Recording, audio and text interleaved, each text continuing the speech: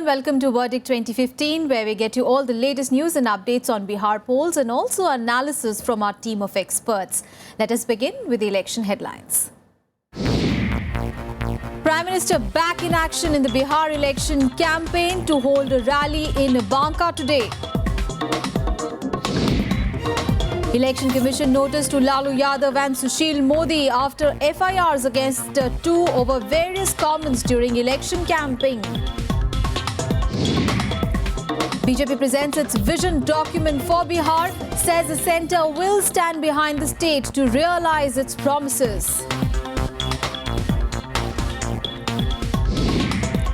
Lalu escalates war of words, response to fodder thief charge by BJP party chief Amit Shah. Our top story, Prime Minister Narendra Modi will return to the Bihar Assembly election campaign for the first time since the poll schedule announcement with a rally in Banka today. Now, PM Modi, BJP's chief campaigner, has already addressed 5 public rallies in the poll-bound state as a run-up to the assembly polls, beginning with Muzaffarpur and then followed by Gaya, Saharsa, Ara and Bhagalpur. Now, today's address in Banka will be his first official poll campaign. Modi will address about 10 rallies in Bihar during the campaign period, stretching over a month, covering all 9 districts of the state exhaustively. Though the list of BJP's poll campaigners include names of 40 party leaders, including party veterans L.K. Advani and Murli Manohar Joshi, Modi is the party's biggest star campaigner for this assembly polls, and he will address the maximum number of rallies as the BJP and its 3 allies in the state go into elections without a chief ministerial face against the rival JDU, RJD and Congress alliance led by Chief Minister Nitish Kumar. Now, the Narendra Modi versus Nitish Kumar match had been set up 2 years ago in July 2013 when Kumar decided to quit the NDA in protest against Modi's candidature for Prime Ministership. All right, Mr. Shaibal Gupta, who is a member secretary of ADRI, is now joining us from Patna. Thank you so much, sir, for joining us this afternoon. Now, sir, Modi is going to address a rally. Now, campaigning is heating up. But do you think that the BJP is right now on the defensive after Mohan Bhagwat's remark on reservation?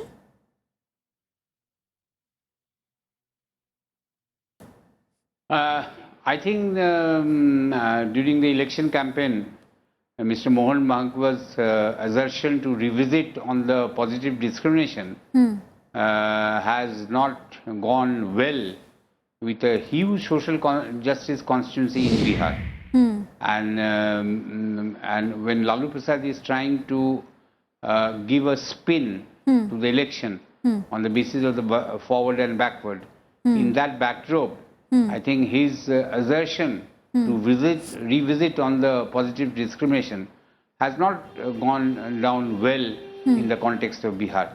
Now, I think one of the reasons why suddenly Mr. Narendra Modi has to increase his almost carpet bombing-like operation in Bihar indicates that they are not that confident about the poll outcome because initially possibly they had some advantage, but I think this has been frittered away to a significant extent after the assertion of Mr. Mohan Bhagwat on the question of positive discrimination in the context of reservation. So you mean that this remark by Mohan Bhagwat can become really a game changer in Bihar?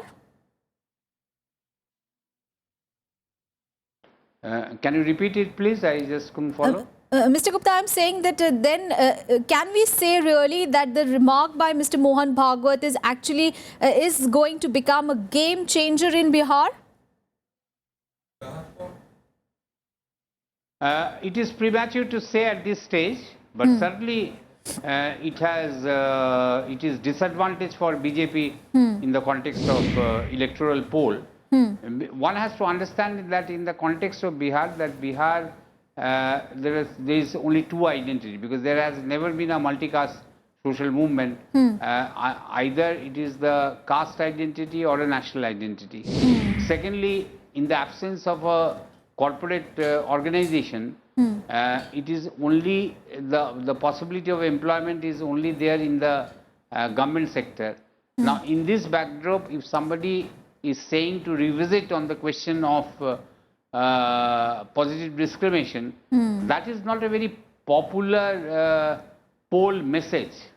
I think in this election year, when things are so much acrimonious, and it is a touch and go for both the political parties, and essentially there is a bipolar politics in the context of Bihar. I think this statement has not gone down well to the Bihar electorate. All right. And I'm sure that the Mahagathbandhan will take advantage of this, and rightly so, because the positive discrimination has been a constitutionally mandated a measure which is there for the last 70 years. No, but the party... Even now, most of the... in most of the area, the marginals are still not part of the mainstream. The positive discrimination is essentially a measure to mainstreaming the people who are on the margin. All right. Especially the backwards, the Dalit, and many other marginal castes and tribals in the context of Bihar in particular and India in general. So it is not only the question of Bihar. It is the Mohan Bhagwat's assertion is in the context of India. I think that will not go down very well in the context of any electoral or any popular measure. And the party's assertion that the chief minister would not be from the upper caste is also not going to salvage the situation much, isn't it? No, I think it is a foregone conclusion in the context of Bihar, because since 1971, since 1991, because of the various socialist, communist, social justice movement, there is a complete paradigm shift in the context of Bihar. Now, nobody can expect that any forward caste person will become the chief minister. That is a foregone conclusion. In fact, after Lalu Prasad, Nitish Kumar could take over because social justice forces are very strong in Bihar. Even within BJP, the social justice forces have been catapulted to the center stage. For example, Nand Kishore Jadhav or even Ramkipal has been co-opted. Then many other leaders who are from the social justice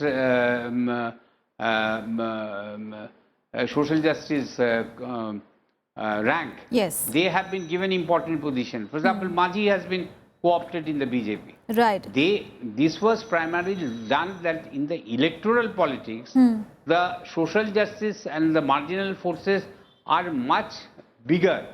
So in this background, one has to take into consideration, apart, it is not only the electoral consideration, it is also that the people from the backward or lower backwards or the Dalit are really economically and socially disadvantaged. Yes. For mainstreaming them, there is need to have a positive discrimination. There is need to have reservation for them. All right. This has worked quite substantially. It has worked, and many of the marginal forces, they are on the center stage now. Yes. But still, quite a substantial section is still to take the benefit of the positive discrimination. Okay, so but this should continue. We have to wait and see as to what couple of decades. Yeah, we have to wait and see as to what would be really the impact of that remark. But definitely the opposition has got the stick really to beat BJP with. So we'll just come back to you. You stay with us. Meanwhile, BJP President Amit Shah will be addressing party workers in Aurangabad today. Now, Shah will hold a conference and meeting with party workers for the districts which are going to the polls in the second phase on 16th of October. Now, 6 districts going to the polls in the second phase are Kaimur, Rohtas, Arwal, Jehanabad, Aurangabad and Gaya. Shah arrived in Bihar on 29th of September on a week-long visit in the poll-bound state to energize and mobilize his party workers. Now, his first conference and meeting with party workers was held on 20th of September at Begusarai for districts going to polls in the first phase. Amit Shah will address the last such meeting in Purnia district on 5th of October. All right, so it is going to be a busy day really for Amit Shah because he is going to address a rally today. He's also addressing a conference and a meeting with party workers. This is for the districts which are going to the polls in the second phase. Remember, the second phase of polls is on 16th of October, while the first phase of polls will start on 12th of October. Now, the 6 districts that are going to the poll in the second phase are Kaimur, Rohtas, Arwal, Jehanabad, Aurangabad and Gaya. All right, my colleague Kriti Mishra is now joining us on the phone line for more on that story. Kriti, now Amit Shah is a busy man. Not only is he addressing rallies, but he's also overseeing parties' poll strategy. Absolutely, Aishwarya. Amit Shah here to galvanize the party workers and also to sort of really woo the voters and propagate the vision document that the BJP released yesterday, saying that the document focuses on women's empowerment, education, jobs for youth and infrastructure development, and the development has to clearly focus a clear-cut plan for development of Bihar in next 5 years if the BJP-led National Democratic Alliance wins the poll and forms the next government. And he's also... All right, there seems to be some trouble in that audio connection there. We'll connect back to my colleague in the subsequent bulletins. Meanwhile, BJP leaders released the NDA's vision document for Bihar. Party leaders said that it provides a better alternative to the residents of the state than what the Grand Alliance leaders are offering to the state, despite ruling it for 68 years. Vote for the NDA and the centre will stand behind Bihar. That's what BJP leader Arun Jaitley told voters on Thursday while releasing the vision document of the alliance in the presence of party president Amit Shah and other union ministers. ये बिहार में एक charter of development है और आर्थिक दृष्टि से बिहार को पिछड़ेपन से निकालने का एक संकल्प है. Calling the grand alliance of the RJD, JDU and Congress a three-legged race, Jaitley warned voters of anarchy and jungle raj if the rival coalition came to power. जंगल राज के जो निर्माता निर्देशक थे वही हैं. केवल अभिनेता बदलने से उसका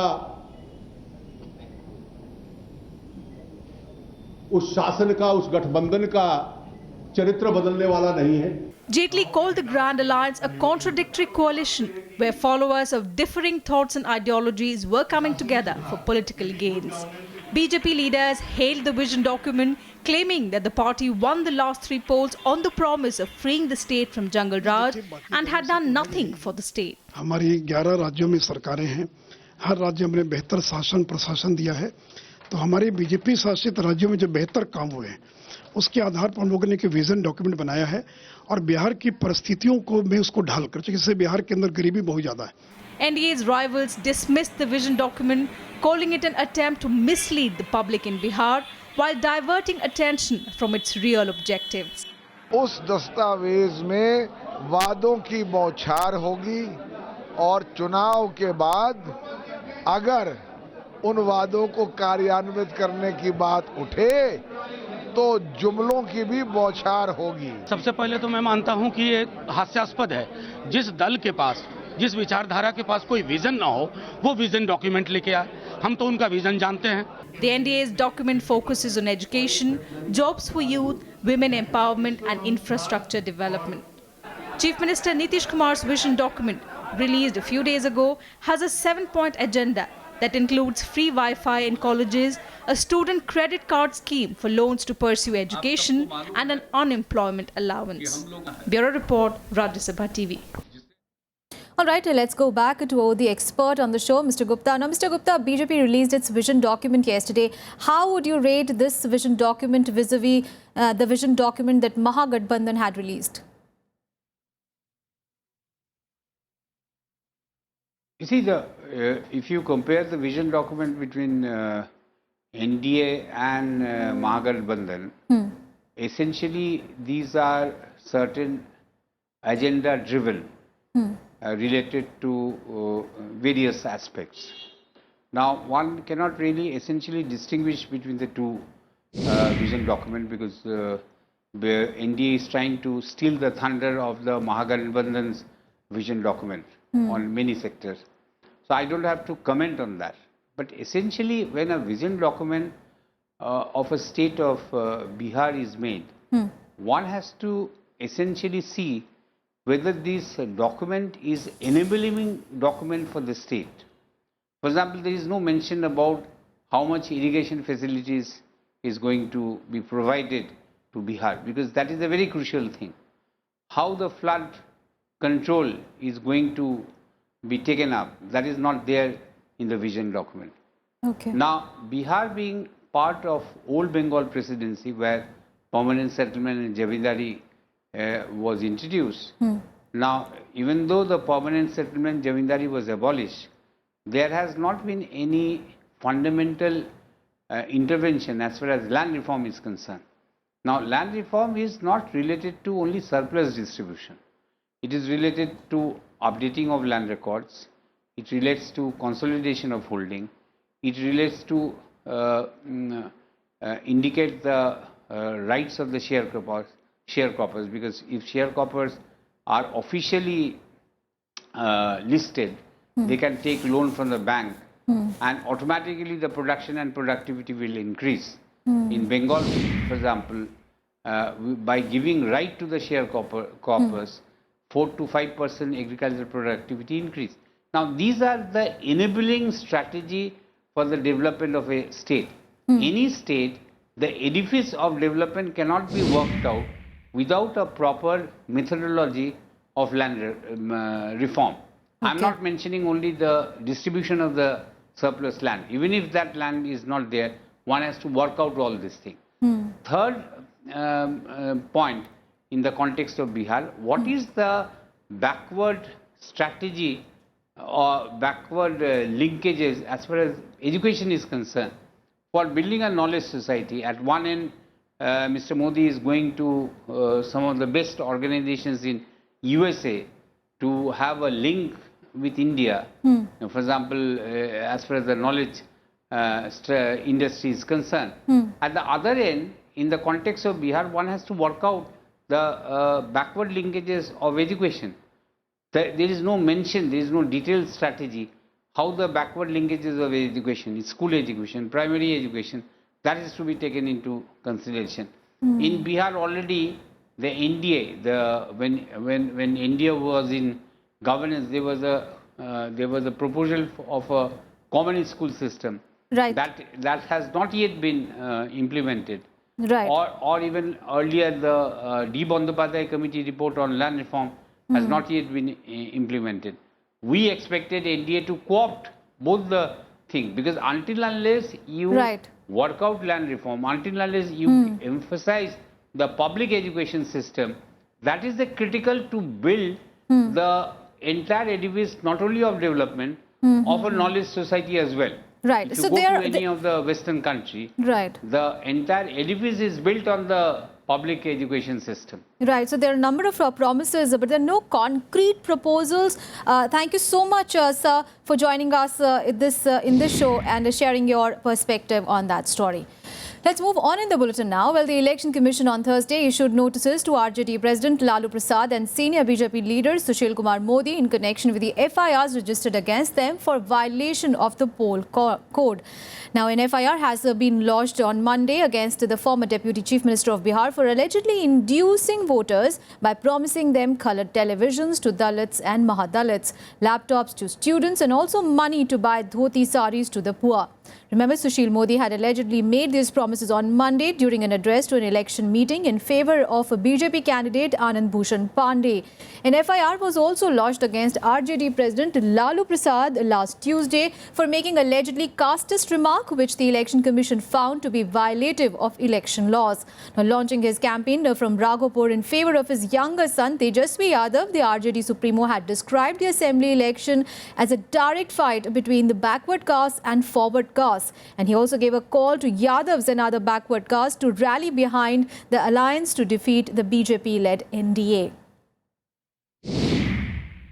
भारतीय जनता पार्टी के लोग जिस तरीके के भाषण दे रहे हैं, जिस तरीके के सवालात उठा रहे हैं, जिस तरीके से देश के अंदर फिरका परस्ती पैदा कर रहे हैं, कम्युनल टेंशन पैदा करते हैं, इलेक्शन कमीशन इन तमाम बातों पर क्यों नहीं जवाब मांग रहा है? लालू प्रसाद जी के एक वक्तव्य के बाद ही चुनाव आयोग का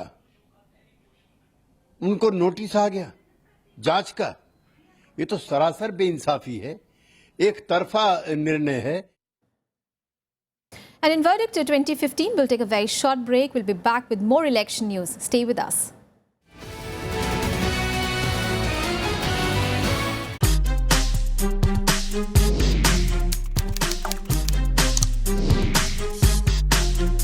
Get live Rajya Sabha session. News, views, reports and analysis you can trust on social media. Subscribe, follow, like Rajya Sabha Television.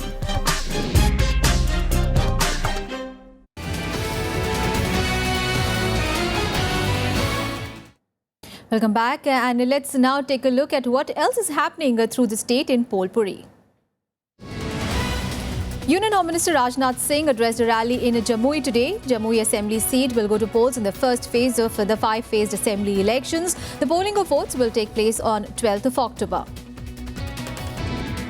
The election authorities have seized 30 lakh rupees unaccounted cash, 14,000 litres of liquor and a haul of arms in poll-bound state of Bihar. Seizure includes 20 lakh cash from Gopalganj, 4.1 lakh rupees from Katihar, 2.4 lakh rupees from Vaishali, 1.65 lakh rupees from Aurangabad districts. Now, the flying squads and static surveillance squads have so far seized 10.86 crore rupees in Bihar, of which 1.29 crore rupees has been confiscated, while 4.6 crore rupees has been released to the legitimate owners after verification by district teams. The BJP has objected to the new hoardings and posters of the JDU. It has complained against the 7 promises made by Nitish Kumar, claiming that they were instances of bribery. The posters also carry images of Lalu Prasad, Sonia Gandhi and Rahul Gandhi.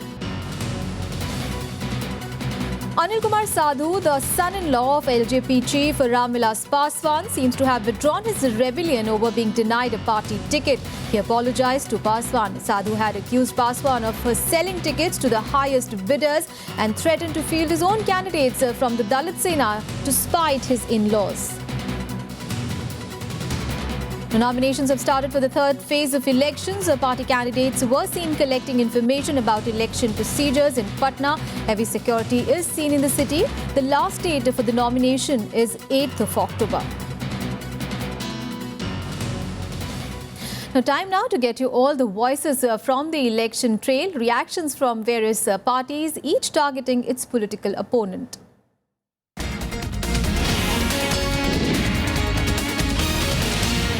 Lalu ji को अपने परिवार की चिंता है, उन्हें बिहार की चिंता नहीं है और वो अपने परिवार को, अपने बेटों को कैसे सत्ता में वापस लेकर आए, उसके लिए वो हर पैतरा आजमा रहे हैं, बांटने का भी काम कर रहे हैं बिहार को। अमित शाह जी पर कई ऐसे चार्ज हैं जिसमें मर्डर, अबेटमेंट टू मर्डर, मुझे ठीक से नहीं मालूम, बट अबेटमेंट टू मर्डर जैसे चार्ज लगे हुए हैं और शायद लालू जी ने उसी चीज को दोबारा उजागर करने के लिए कहा होगा। लेकिन अमित शाह जी के जाने के बाद क्राइम फोकस में आया। ये किसी से छिपा नहीं है कि हाई कोर्ट ने उनको गुजरात से बाहर मुकदमों के दौरान पैरवी के लिए कहा था। गांव की भाषा में उसको तड़ी पार बोलते हैं। इसमें निसंदेह वो तड़ी पार है। Now, RJD chief Lalu Prasad has escalated the war efforts against BJP leader Amit Shah, calling him a fugitive for his alleged role in the 2002 Gujarat riots. Now, in a series of tweets since yesterday, Lalu Prasad alleged that the BJP plans to scrap reservations, and he questioned Shah about the release of the caste-based census. Now, Lalu's statement comes a day after BJP President Amit Shah levelled allegations of being involved in a fodder scam during an address in Begusarai.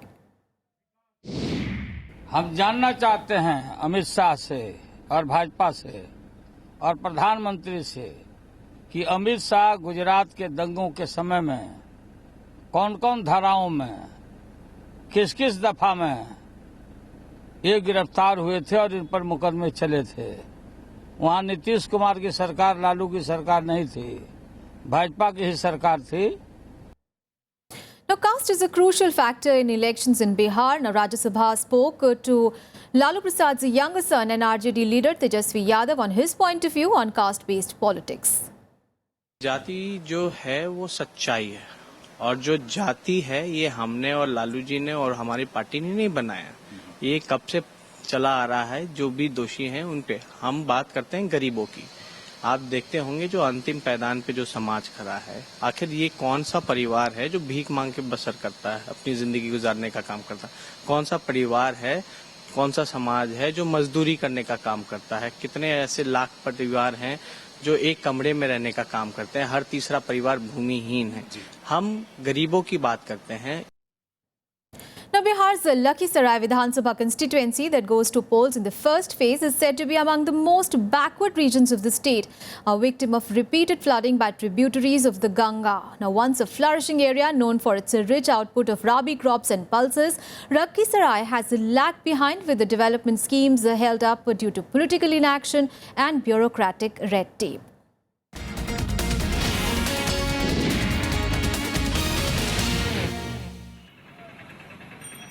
This land used to be renowned for its rich harvest of pulses. Today, it lacks even the basic needs for development and progress.